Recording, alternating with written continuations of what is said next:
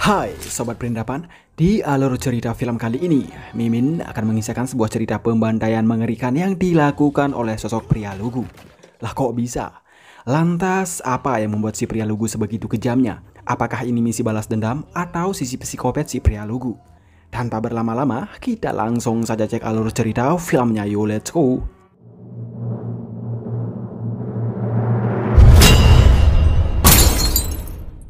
अगली है और कुछ उजड़े हुए ठिकानों में आकर Sekitar tahun 1974, negeri Perindapan dilanda badai dahsyat yang mengakibatkan India terpecah menjadi beberapa negara bagian.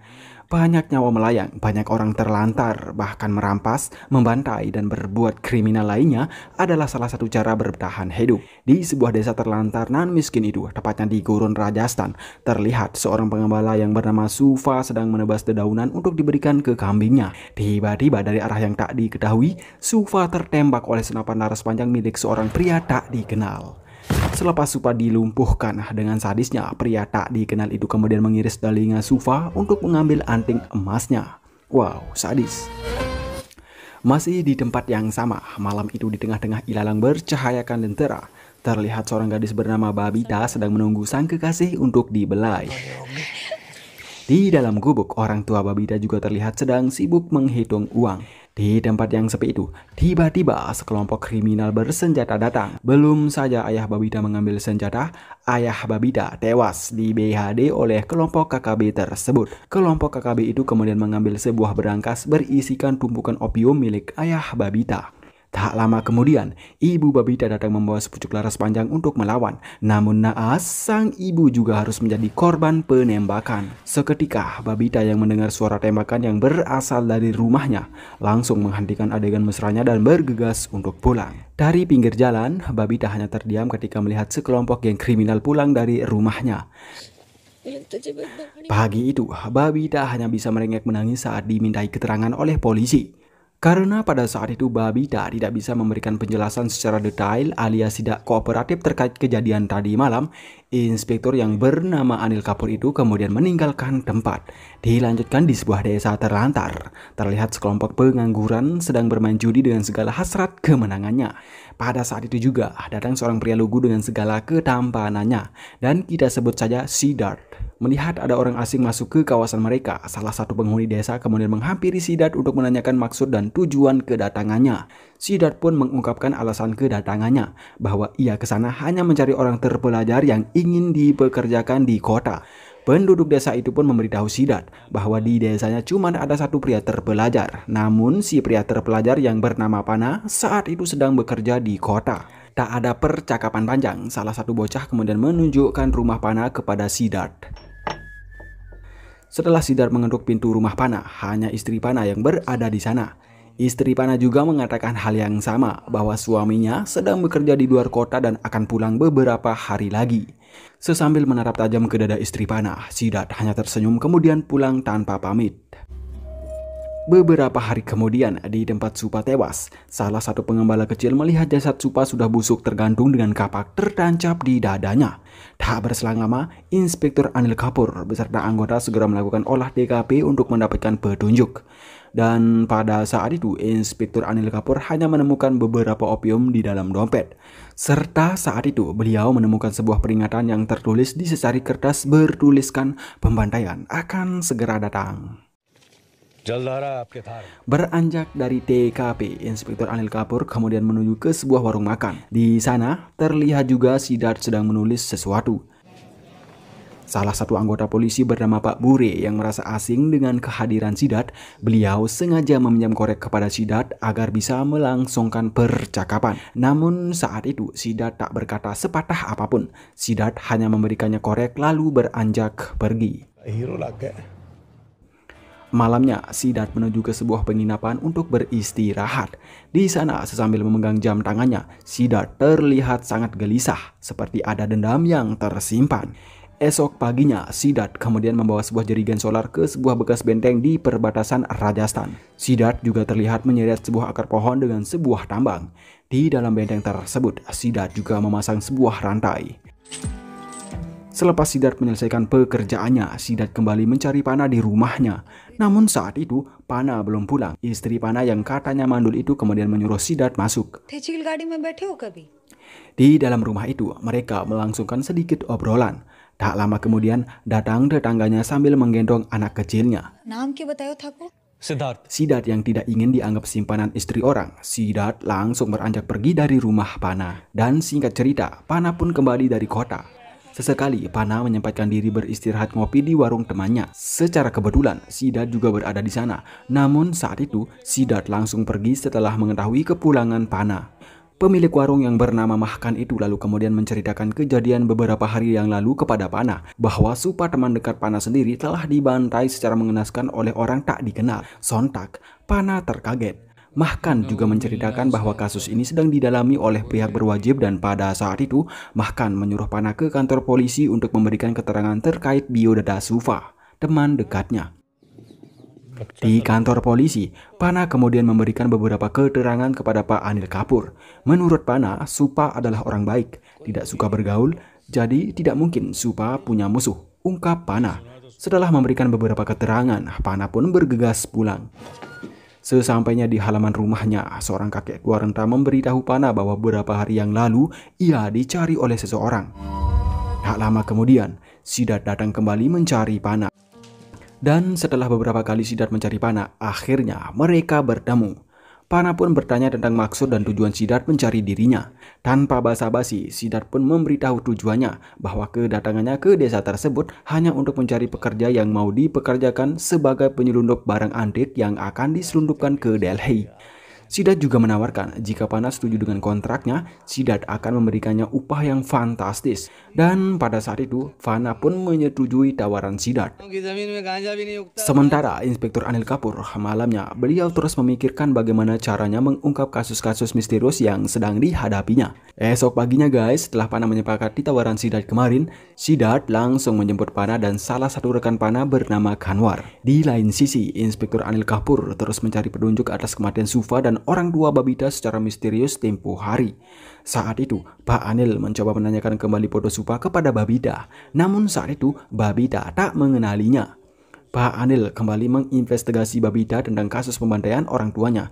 Namun saat itu, Babita terlihat enggan memberikan keterangan secara detail. Pak Anil Kapoor yang tahu Babita sedang menyembunyikan sesuatu terus menggertaknya dan pada saat itu, agar Babita mau berkata jujur, Pak Anil mempertemukan Babita dengan Sasi, kekasihnya.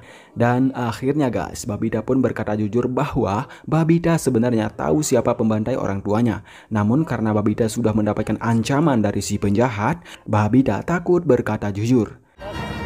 Sementara Sidat, Pana, dan Kanwar sampai di lokasi tempat di mana Sidat akan mengambil barang antiknya.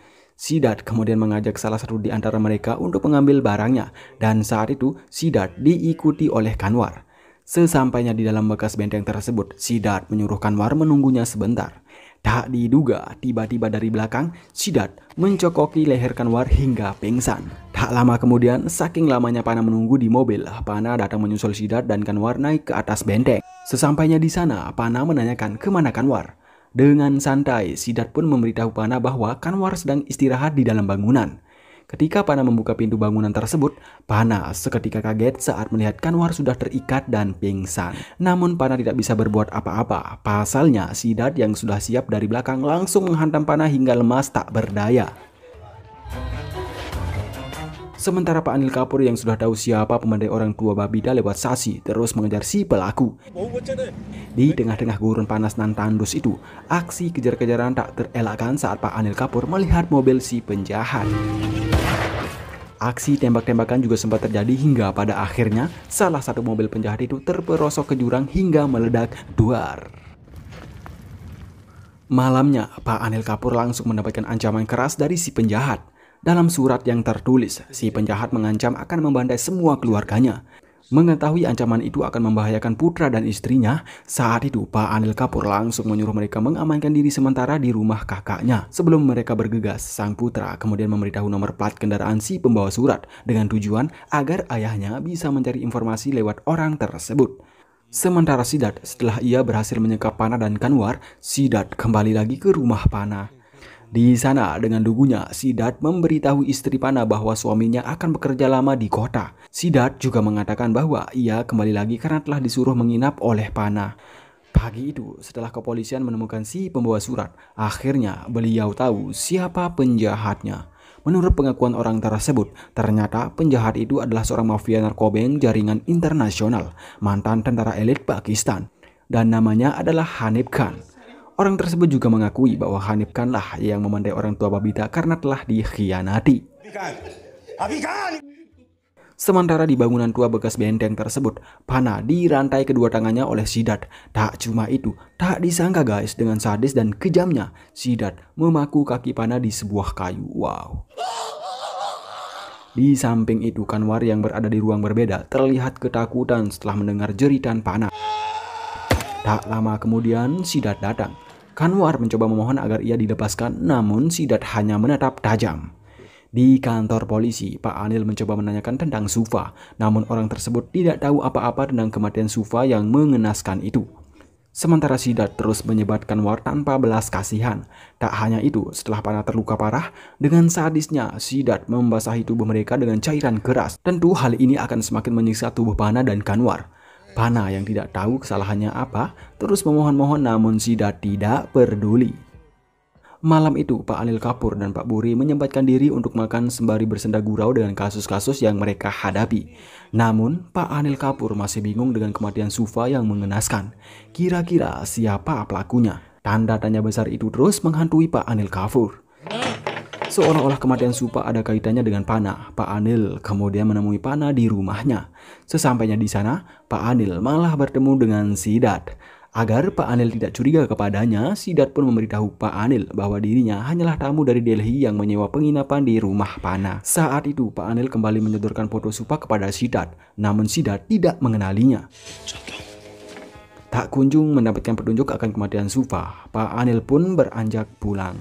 Dalam waktu bersamaan pula, terlihat seseorang baru saja pulang dari kota, dan orang itu adalah Dana, tetangga sekaligus teman dekat Pana dan Kanwar.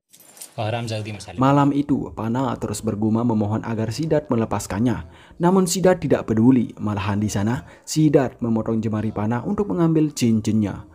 Wow, sadis cu. Esok paginya, Sidat tak sengaja bertemu dengan Dana. Di sana, Sidat kembali menawarkan pekerjaan untuk Dana. Singkat cerita, merasa tergiur dengan tawaran Sidat, saat itu juga Dana langsung ikut dengan Sidat. Di tengah-tengah perjalanan, Dana merasa curiga. Pasalnya, Sidat yang katanya akan membawa Dana ke kota malah menuju ke perbatasan.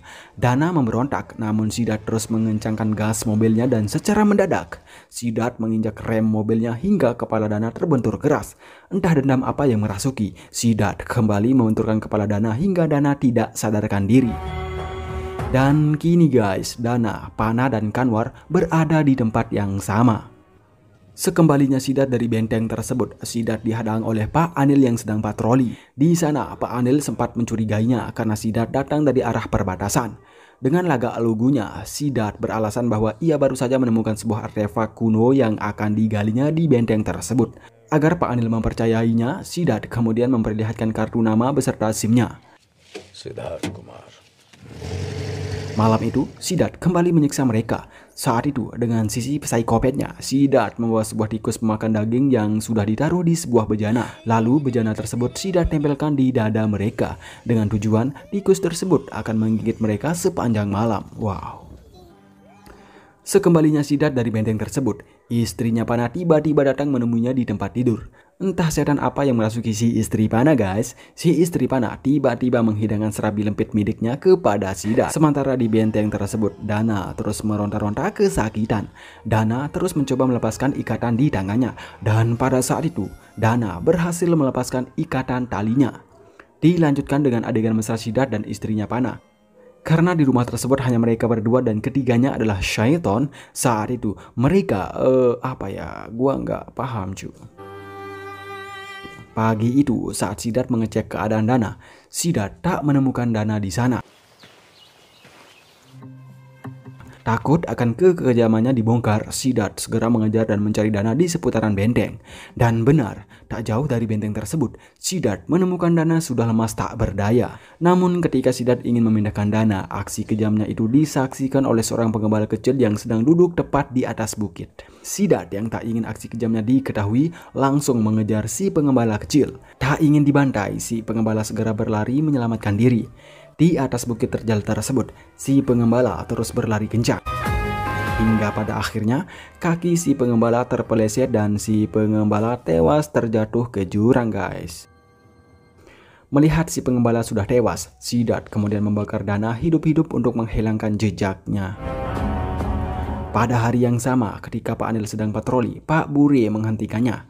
Di sana, Pak Bure memberitahu Pak Anil bahwa ia baru saja menemukan serban milik seseorang. Merasa ini adalah petunjuk, Pak Anil dan Pak Bure langsung ke TKP.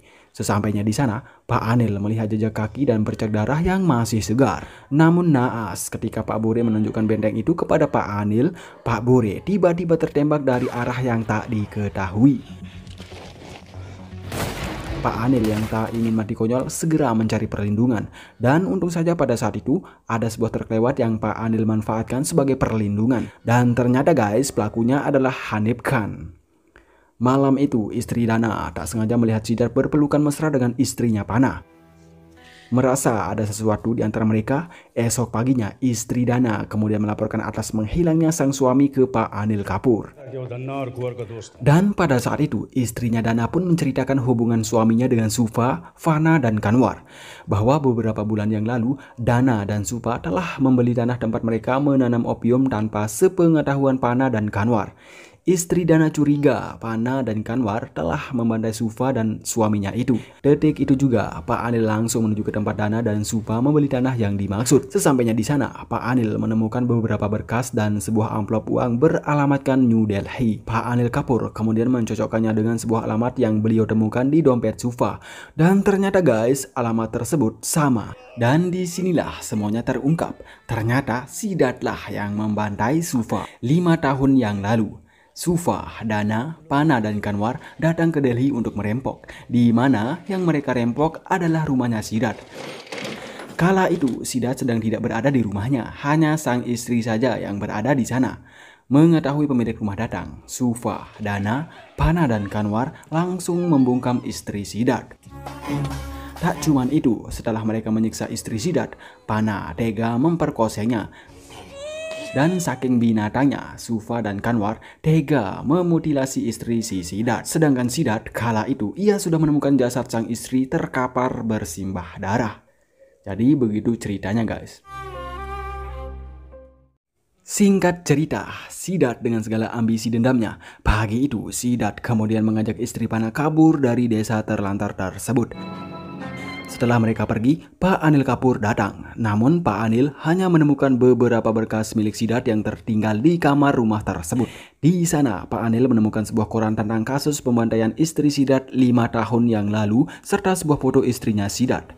Mengetahui Sidat adalah di balik semua ini, Pak Anil langsung mengejar Sidat. Sementara istri Pana terlihat ketakutan. Pasalnya, Sidat membawanya ke perbatasan, bukan ke Delhi. Sidat lalu kemudian menyodorkan foto istrinya yang sudah lebam. Si istri Pana pun bingung, namun Sidat tak mengeluarkan sepatah kata apapun. Sementara Pak Anil yang baru saja sampai di tengah perjalanan untuk mengejar Sidat, tiba-tiba pasukan Hanif Khan menyerangnya. Namun Pak Anil mampu melumpuhkan para penjahat tersebut. Sesampainya di benteng tersebut, istri Pana seketika menangis melihat sang suami sudah lemas berlumur darah. Akhirnya, Kanwar yang pada saat itu masih hidup mencoba menjelaskannya, namun dendam Sidat tidak bisa dipadam. Sidat langsung memBHD Kanwar. Setelah Sidat menembak Kanwar, Sidat kemudian membakar Pana hidup-hidup. Sementara istrinya tak bisa berbuat apa-apa setelah mengetahui kelakuan sang suami guys. Dalam waktu bersamaan, Pak Anil datang. Saat itu, Pak Anil menyuruh Sidat menyerahkan diri. Namun naas, Sidat harus tewas di tangan istrinya Pana. Tamat. Banyak pesan moral yang bisa dipetik guys. Salah satunya adalah balas dendam bukanlah jalan satu-satunya untuk mencari solusi. Balas dendam tak menawarkan keadilan dan mengakhiri kebencian. Pembalas dendam itu ibarat sedang menggali dua kuburan, yaitu untuk si musuh dan untuk dirinya sendiri. Jadi jika kalian punya dendam kepada seseorang, maka maafkanlah. Semua akan indah pada waktunya. Terima kasih dan salam bahagia.